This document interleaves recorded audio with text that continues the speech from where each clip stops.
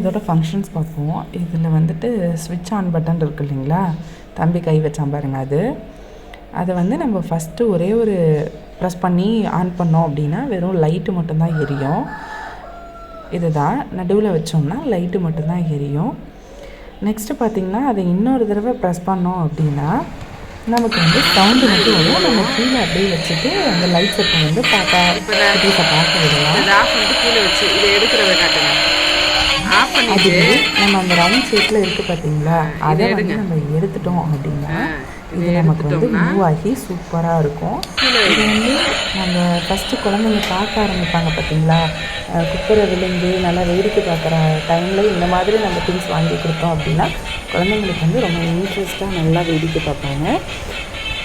உங்களுக்கு இந்த வீடியோ யூஸ்ஃபுல்லாக இருந்தீங்கன்னா மறக்காமல் என்னோடய சேனலை சப்ஸ்கிரைப் பண்ணி லைக் பண்ணிக்கோங்க.